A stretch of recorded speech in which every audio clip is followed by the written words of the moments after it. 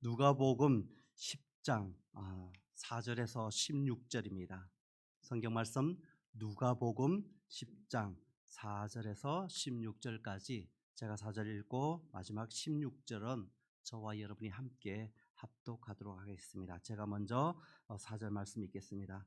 전대나 배낭이나 신발을 가지지 말며 길에서 아무에게도 문안하지 말며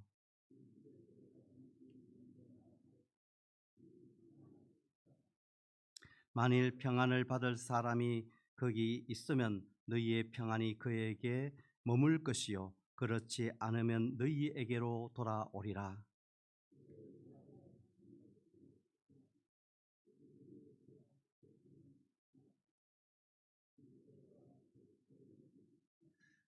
어느 동네에 들어가든지 너희를 영접하거든 너희 앞에 차려놓은 것을 먹고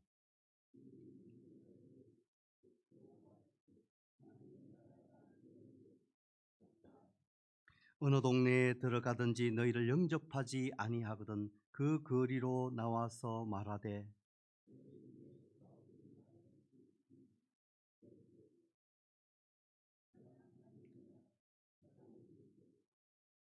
내가 너희에게 말하노니 그 날에 소돔이 그 동네보다 견디기 쉬우리라.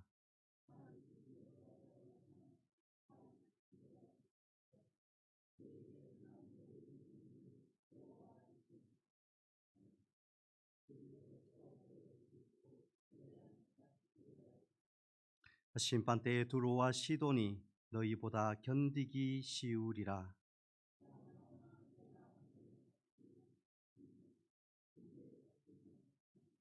같이 읽겠습니다. 너희 말을 듣는 자는 곧 내 말을 듣는 것이요 너희를 곧 나를 저버리는 것이요 나를 저버리는 자는 나 보내신 이를 저버리는 것이라 하시니라. 아멘.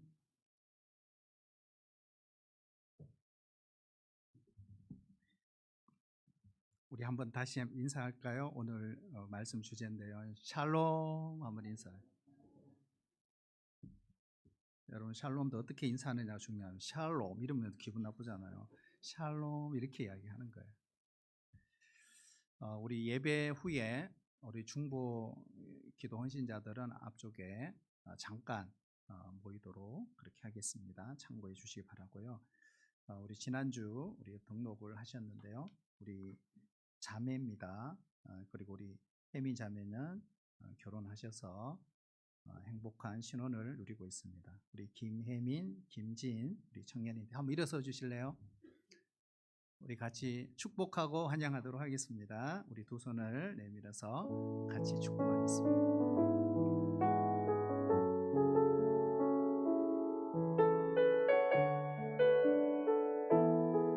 주님께서 인도하시네. 주님께서 인도하시네. 내 길을 내 삶을 인도하시네. 그 얼굴이 널 향하시네. 완전한 평강이 널 지키시네. 완전한 평강이 널 지키시네. 예, 환영합니다. 감사합니다. 예배 마치고 잠깐 사진 촬영 하도록 하겠습니다. 감사합니다.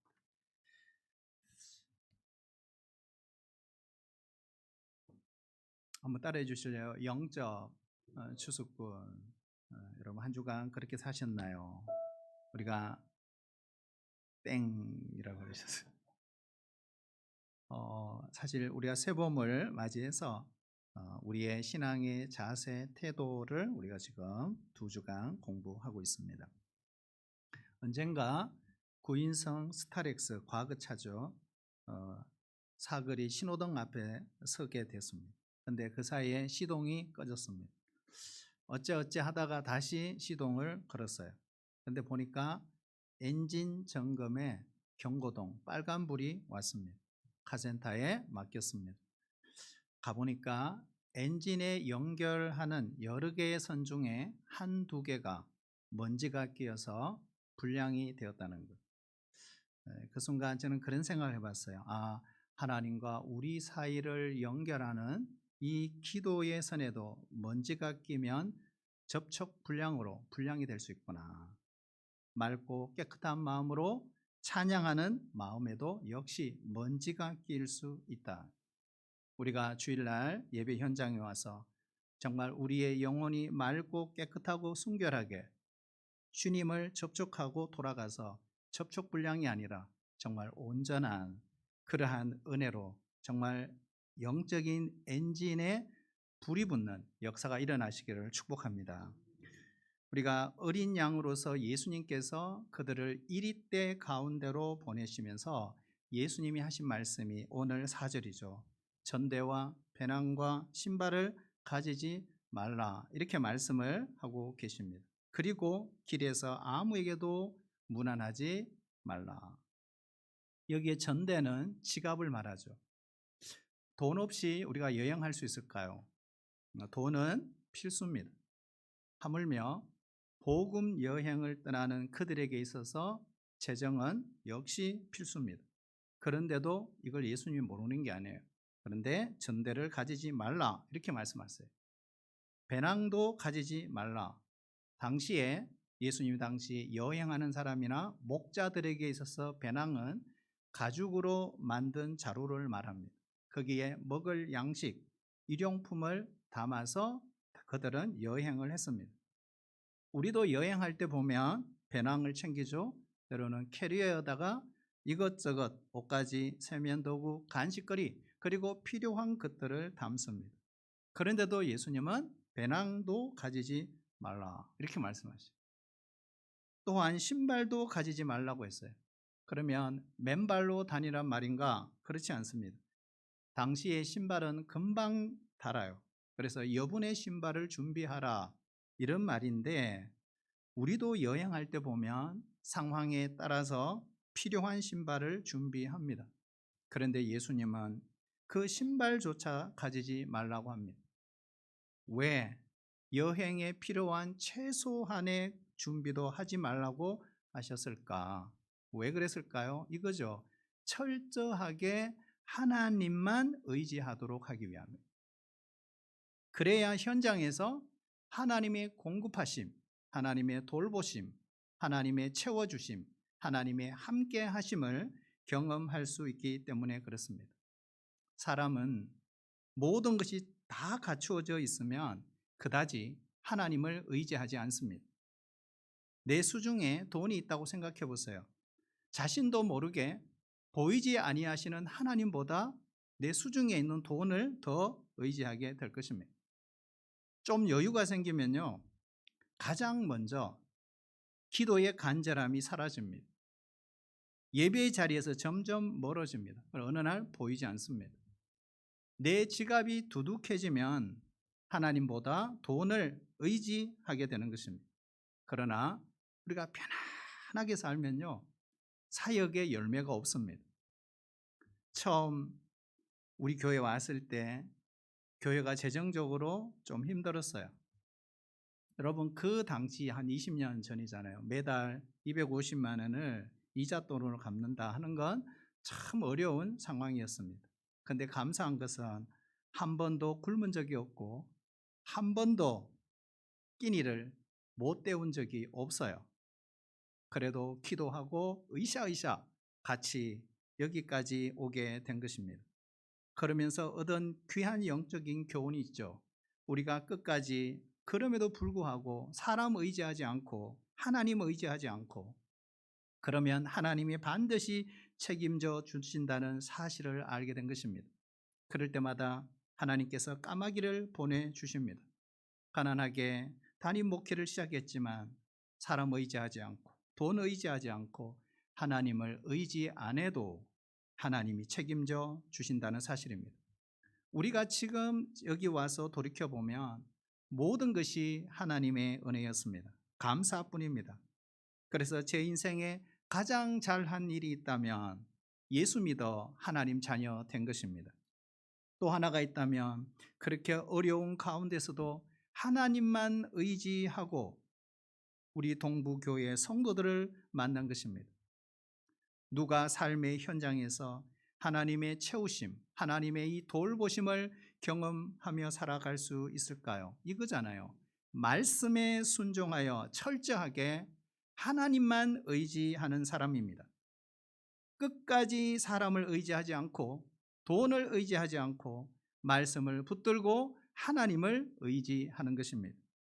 이렇게 예수님의 말씀대로 그들은 전대, 배낭, 신발을 가지지 않고 떠났어요. 과연 그 이후 스토리 어떻게 됐을까요? 구걸했을까요? 굶었을까요? 아닙니다. 따라올까요? 부족함이 없었다. 우리 주님이 다 책임져 주셨다는 거예요. 성경에 있어요? 있어요. 자, 누가복음 22장 35절 우리 같이 한번 읽어보겠습니다. 시작. 그들에게 이르시되 내가 너희를 전대와 배낭 신발도 없이 보낼 왜 그러죠? 오늘 얘가 말을 그죠? 여기 보면 그들에게 이르시되 내가 너희를 전대와 배낭과 신발도 없이 보냈을 때에 부족한 것이 있더냐. 제자들이 뭐라고 대답하죠? 자, 계속 읽어볼까요? 시작. 이르되 없었나이다. 여러분, 이 시점이 언제죠? 예수님이 십자가 지시기 직전 제자들과 함께 최후의 만찬을 하시고 난 이후에 제자들에게 던지신 질문이에요. 부족함이 없었습니다. 자, 그러면 왜 이 시간에 이런 질문을 했을까? 엄숙한 만찬의 시간에 이 과거를 복귀하며 그때 시절로 돌아가 이 질문을 하신 이유 무엇일까요? 바로 앞으로도 계속해서 복음을 전파하는 사역을 그들이 감당을 해야 되기 때문에 그런 것입니다. 그때에도 어떻게 해요? 철저하게 하나님만 믿고 나가면 부족함이 없는 은혜를 경험하게 될 거라는 걸 주께서 가르쳐 주고 계시는 것입니다. 영적인 추수는 영적인 전쟁입니다. 영적 전쟁의 승패는 얼마나 하나님을 의지하느냐에 달려 있는 것입니다. 우리는 철저하게 하나님만 의지해야 합니다. 반드시 책임져 주심을 믿습니다.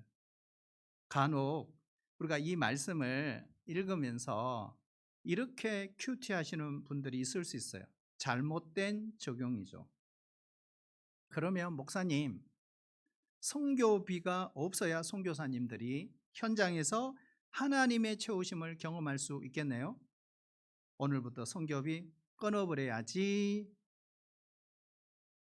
이거는 정말 잘못된 적용입니다. 말씀에 대한 오해, 곡해한 것. 왜요? 7절 한번 보실래요? 7절 보시면 그 집에 유하며 주는 것을 먹고 마시라. 일꾼은 그 싹을 받는 것이 마땅하니라. 여기에 보면 이들에게 음식을 차려놓고 대접하는 사람들이 누굽니까?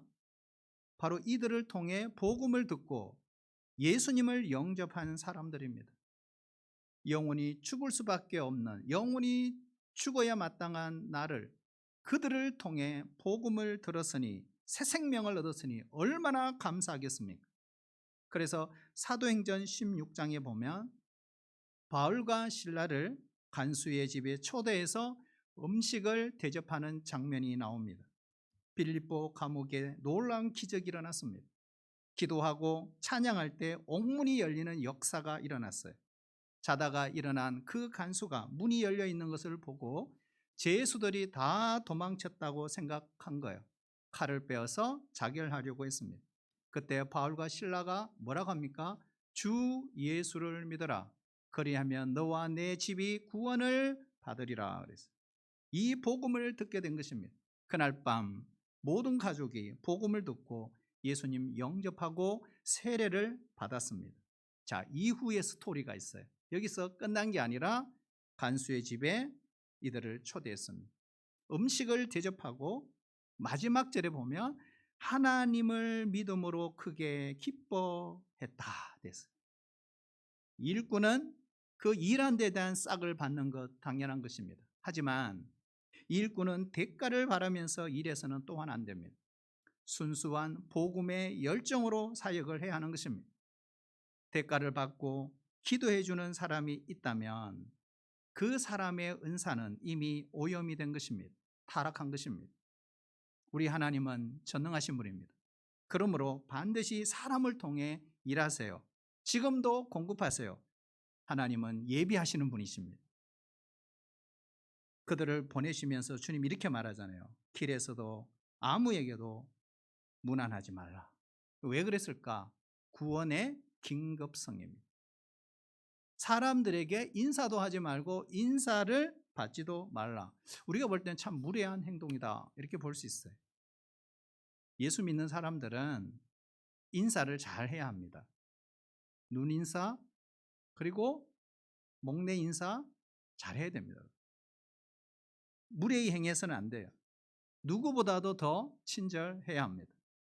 이 말씀은 영혼을 추수하러 가는 그들에게 불필요한 의식이나 그러한 인사로 방해를 받거나 늦어서 일이 안 되도록 해서는 안 된다 하는 것입니다. 왜요? 따라볼까요? 추수는 때가 있습니다. 여러분, 추수는 가장 중요한 게 때입니다. 그때 안 하면 망치는 거예요. 시간 낭비하는 것은 어리석은 일입니다. 영혼을 구원하는 일은 무엇보다도 시급하고 긴급한 일입니다.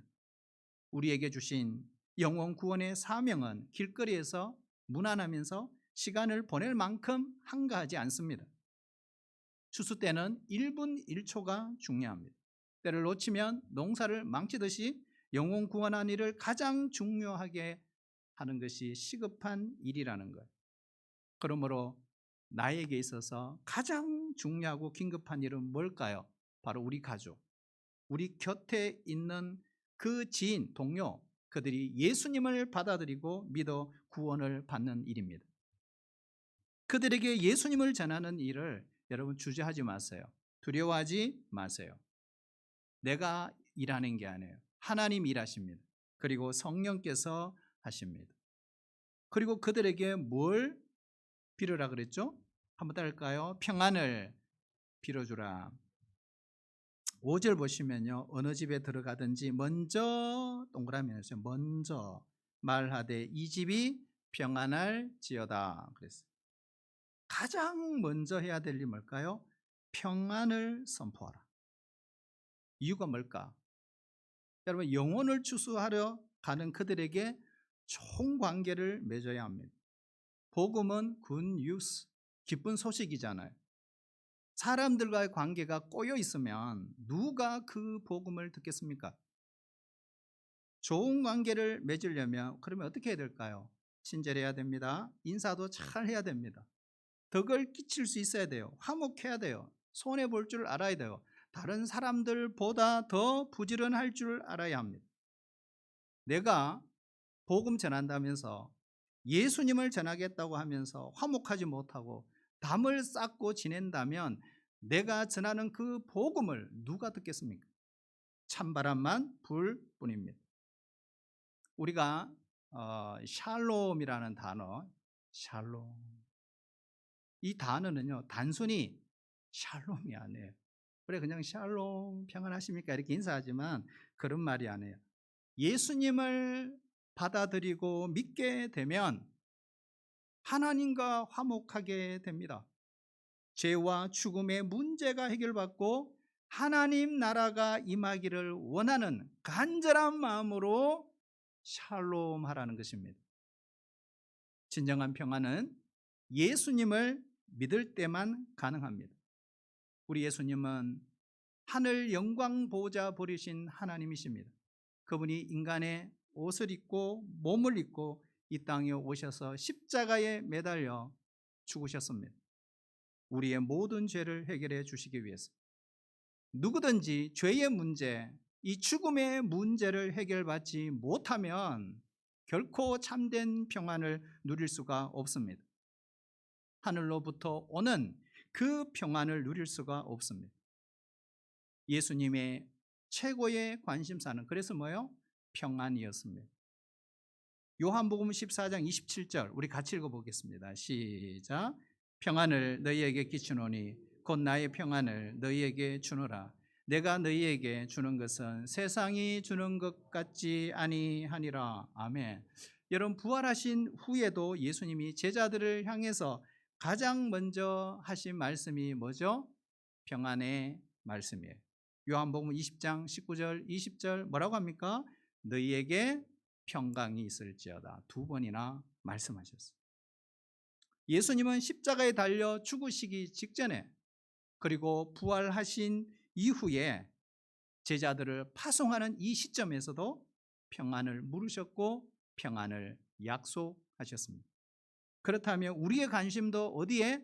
평안에 있어야 되지 않겠습니까? 하지만 평안의 축복을 누리지 못하는 사람들이 많아요. 돈이 많으면 평안할까? 우리의 지위가 높아지면 나의 평안이 보장이 될까? 인기가 높아지면, 내가 지식을 많이 가지면 이 땅에서 완전한 평안을 누릴 수 있을까? 그렇지가 않습니다. 진정한 평안은 하늘에서 옵니다. 죄와 사망의 법에서 해방된 자만이 누릴 수 있습니다. 우리나라는 하루에도 수십 명이 스스로 목숨을 끊는 아픔이 있는 이 땅입니다. 과연 이 땅에 진정한 평안이 어디 있습니까? 요즘 다음 세대들, 2030 세대들은 경제적인 압박으로 결혼과 출산을 포기하고 있습니다. 정치, 사회를 바라보며 각종 갈등과 분노로 상처가 받는 이곳에 정말 진정한 평안이 어디 있단 말입니까? 이 세상에는 진정한 평안이 없습니다. 평안이 없는 축복은 진짜 축복이 될 수가 없습니다. 그런데 예수 믿는 신자들은 평안을 알아요. 그래서 신자는 평안의 선물을 주는 자들입니다. 그러므로 이 땅을 살면서 당당하게 누구를 만나든지 내가 어디에 있든지 그리고 어떤 영혼에게든지 오늘 주께서 말씀하신 것처럼 따라볼까요? 평안이 있을지어다 선포해야 합니다. 여러분, 이 평안이라는 단어가 얼마나 감사하고 좋은지 몰라요. 우리 한번 따라할까요? 옆 사람 보고 샬롬. 너나 샬롬 하세요. 여러분, 샬롬 인사 그렇게 안 하죠. 샬롬, 샬롬, 샬롬. 이렇게 인사해야죠. 샬롬. 이렇게. 평안이 있을지어다. 선포해야 돼요. 이것은 우리가 순종해야 될 영적 사명이고 영적 추수꾼들의 부르심입니다. 이렇게 선포하고 기도하면 그 집에 평안이 임할 것이라고 했어요. 그런데 조건이 있어요. 자, 내가 평안할지어다, 이 집에 평안이 있을지어다 선포했는데 그 평안이 그 집에 임하려면 어떤 조건이 있어야 한다고 주님이 말씀하셨어요.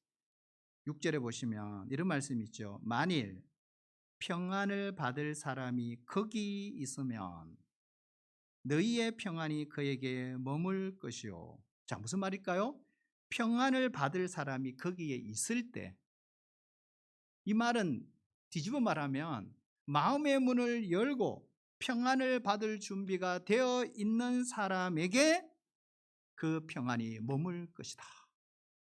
그러나 평안을 받을 사람이 없다면 그 빈 평안이 내게로 다시 돌아온다. 그렇지 않으면 너희에게로 돌아오리라.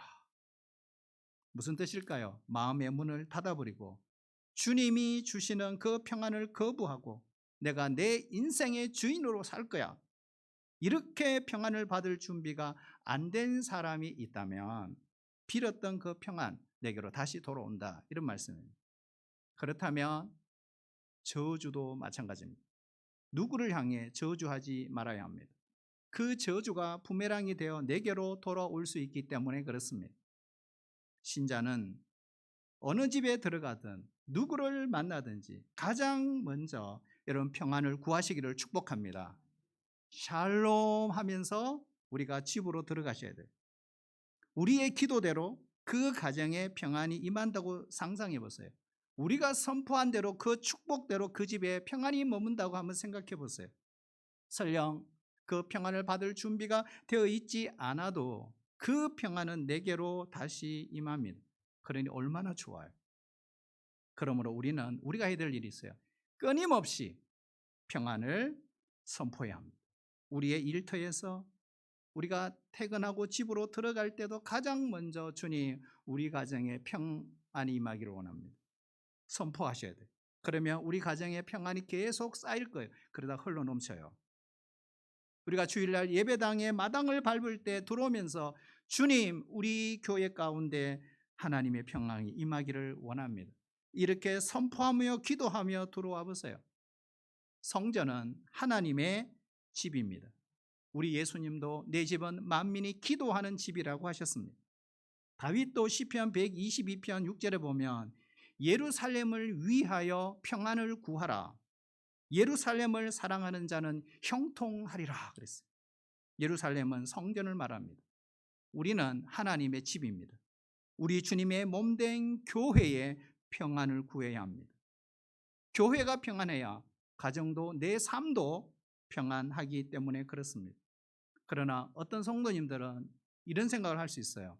아니, 예수님 말씀대로 이 집에 평안할지어다, 이 집에 평강이 임할지어다 선포한다고 정말 평안이 임할까요? 이렇게 의심해요. 확신을 가지시길 바랍니다. 믿음으로 선포하고 기도하면 말씀대로 이루어집니다. 왜요? 이 제 말이 아니에요. 예수님이 친히 말씀하셨어요. 16절 말씀 우리 같이 한번 읽어보겠습니다. 시작. 너희 말을 듣는 자는 곧 내 말을 듣는 것이요 너희를 저버리는 자는 곧 나를 저버리는 것이요 나를 저버리는 것은 나 보내신 이를 저버리는 것이니라. 아멘. 이들은 70명의 전도대는 예수님 대신해서 보냄을 받은 사람들입니다. 그래서 그들의 말을 듣는 것은 결국 예수님의 말씀을 듣는 것이라고 주님이 말씀하셨어요. 그러면 이들에게 뭘 주신 거예요? 권세를 주신 거예요. 여러분, 우리에게도 똑같은 권세를 주셨어요. 그러므로 신자는 이 권세를 사용할 사명이 있습니다. 이 집에 평안이 임할지어다. 여러분 선포하세요. 우리가 만나는 사람마다 마음껏 그렇게 기도하고 축복해 보세요. 우리가 이 땅을 떠나는 그 순간까지 많은 사람에게 예수님의 평안을 선물해야 합니다. 그러면 내 마음에 평안이 쌓이고 우리 가정에도 평안이 쌓여서 세상이 줄 수 없는 이 평안의 축복을 누리며 살게 될 것입니다. 이들이 가는 곳에는 어떤 일도 일어날 수 있어요. 그래서 주님이 9절에 보면 병든 자를 만났느냐? 그러면 그들을 고쳐라. 그리고 하나님 나라를 선포하라. 이렇게 말씀합니다. 예수님이 행하신 중요한 사역 가운데 하나가 병든 자를 고치고 귀신을 쫓아내고 하나님 나라를 선포하는 일이었습니다. 우리는 주님의 제자입니다. 제자는 뭘까요? 예수님의 카피본이라는 거예요. 복사본이라는 거예요. 예수님처럼 생각하고 예수님처럼 말하고 예수님처럼 행동하고 예수님처럼 사역하는 자가 제자입니다. 똑같이 하라는 것입니다. 하나님의 통치와 다스림이 있는 곳, 그곳이 하나님의 나라입니다. 우리가 복음서를 읽다 보면 우리가 누가복음을 묵상하고 있잖아요. 병든 자를 고치시고 귀신을 쫓아내는 그 현장에 항상 따라다니는 단어가 하나님의 나라입니다. 그렇죠? 그러니까 밀접한 관련이 있다는 거예요. 하지만 그것이 하나님 나라의 본질은 아니에요. 복음의 본질은 아닙니다. 그러나 하나님의 나라가 임한 확실한 증거라는 거예요. 하나님의 통치가 임하면 어떤 일이 벌어지죠? 치유의 역사가 일어납니다. 하나님의 통치가 임하면 귀신이 떠나갑니다. 왜요? 빛 대신 주님이 다스리면 회복의 은혜가 옵니다. 그리고 사단의 견고한 진이 무너져요. 어두운 영들이 떠나가게 되는 것입니다. 진짜요? 진짜로. 자, 19절 우리 같이 한번 성경 보시고 읽어보겠습니다. 19절요. 시작. 내가 너희에게 뱀과 정갈을 밟으며 원수의 모든 능력을 제할 권능을 주었으니 너희를 해칠 자가 결코 없으리라. 아멘. 여기 보면 뱀과 정갈을 어떻게 해요? 밟는다. 이 뱀과 정갈은 광야에 아주 치명적인 독을 가진 짐승이죠. 이것은 사탄의 세력을 상징하는 것입니다. 근데 그들을 밟는다는 것은 결국 사탄의 세력을 물리치는 권세가 우리에게 주어졌다는 사실입니다. 여러분 이런 찬양 아세요? 예수님 권세, 예수님 권세, 예수님 권세, 내 권세, 예수님 권세, 예수님 권세, 예수님 권세, 내 권세. 2절이 뭐죠? 예수 이겼네, 예수 이겼네, 예수 사탄을 이겼네. 근데 찬양하다 너무 신나니까 후렴구에서 할렐루야, 할렐루야, 예수 사탄을 이겼네. 거기까지만 하겠습니다. 무슨 말이냐 하면 내가 살아가는 삶의 현장에서 예수님의 통치가 임하도록 여러분 선포하시기를 축복합니다. 예수님이 나의 왕이심을 드러내며 살아가는 것입니다. 근데 이렇게 이야기해도 오늘 이 70명의 전도단을 보내시면서 제자들에게 기억해야 될 한 가지 마지막 딱 이야기합니다. 너희들이 간다고 다 받아들이는 것 아니야. 왜요? 예수님이 가도 예수님이 그렇게 표적과 기적을 행해도 안 받아들인 도시들, 예수님이 세 곳을 딱 찍었어요. 예수님이 뚜껑 열린 거예요. 이것들 진짜 내가 말 안 해서 그렇지 요즘 그런 말이에요. 진짜 딱 세 곳을 찍었어요. 어디요? 어디죠? 13절 화 있을진저 고라시나, 화 있을진저 베세다야. 15절 뭐예요? 어느 도시죠? 가브나움아.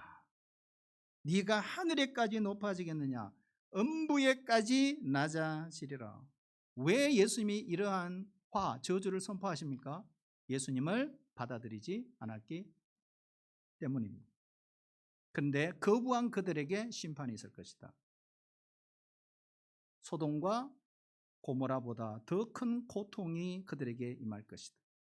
왜 소돔과 고모라인가? 최초로 불심판을 받은 도시. 창세기 19장에 보면 하늘에서 유황불이 비처럼 내렸다 그랬어요.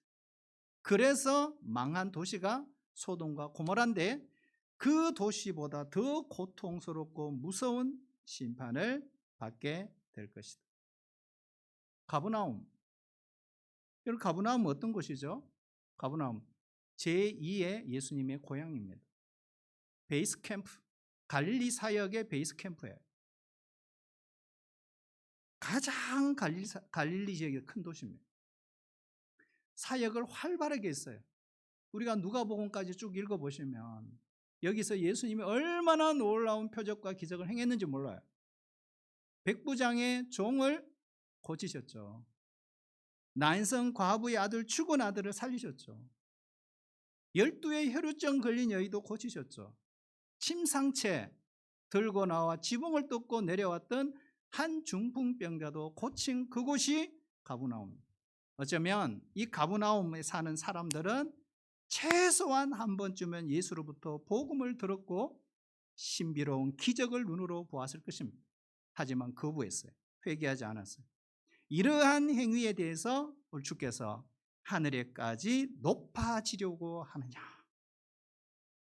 교만 때문에 복음을 거부했다는 거예요. 그러니까 복음을 안 받아들이는 여러 가지 이유 중에 하나가 교만이에요. 왜 천사가 타락하여 하나님의 심판을 받았을까요? 이사야 14장 13절 우리 같이 한번 읽어보겠습니다. 시작. 내가 하늘에 올라 하나님의 뭇별 위에 내 자리를 높이리라. 하나님과 같아지려고 하는 교만이에요. 왜 아담과 하와가 타락하여 에덴 동산에서 쫓겨났습니까? 교만이죠. 하나님처럼 될 수 있다라고 하는 그 말에 지금도 많은 사람들이 복음을 듣습니다. 하지만 예수님을 거부하고 영접하지 않는 이유 뭘까요? 하나님 없이도 난 잘 살 수 있거든. 교만이죠. 하나님 은혜 아니고도 얼마든지 나는 살 수 있어. 교만 때문입니다. 그래서 예수님이 하시는 말씀이 음부까지 낮아지리라. 음부는 지옥을 말합니다. 인생의 가장 큰 저주와 비참함은 지옥까지 내려가 고통을 당하는 것입니다. 그래서 성경은 이렇게 표현해요. 교만은 패망의 선봉이요 넘어짐의 앞잡이니라. 그런데 사람들은 이 심판에 대해서 듣고 싶어 하지 않아요. 왜요? 굿 뉴스, 복음, 좋은 소식 듣는 것도 부담스러워합니다. 하물며 심판을 말하면 화를 내겠죠. 맞을 수도 있어요. 기분 상해서. 거절하는 자들에게 심판의 저주를 선포하라고 이 말씀을 주신 게 결코 아닙니다. 오해가 없어야 되죠. 하지만 분명한 거 있어요. 엄밀히 말해서 심판이 없는 복음은 복음이 아닙니다. 심판이 있다는 것을 정확하게 알아야 정확한 복음을 전할 수 있습니다. 하나님의 심판이 앞에 있음에도 불구하고 그 심판을 모르고 살아가는 사람들의 모습을 보신 예수님, 너무나 안타깝기 때문에 이 말씀을 하신 거예요. 우리를 통해 우리도 끝까지 사람을 볼 때 이 주님의 안타까운 마음을 품을 수 있기를 축복합니다. 복음을 전해서 한 사람 한 사람 한 사람씩 그 멸망의 자리에서 구원하고 싶어 하시는 것이 우리 주님의 뜻이잖아요. 그래서 오늘날 우리도 세상으로 보내셨습니다. 그리고 심판을 선포하는 영적인 추수꾼으로 우리를 보내셨습니다. 하나님이 가장 기뻐하는 삶이 뭘까요? 하나님의 은혜를 안 우리들 내 생명 다하는 날까지 전하는 것입니다. 우리가 받은 그 놀라운 세상이 줄 수 없는 평안을 내 생명 다하는 날까지 전하는 것입니다. 내가 밟는 모든 땅이 주님의 통치, 주님의 다스림이 임하는 하나님의 나라가 되게 하는 것입니다. 우리가 이런 삶을 살고 싶지 않습니다.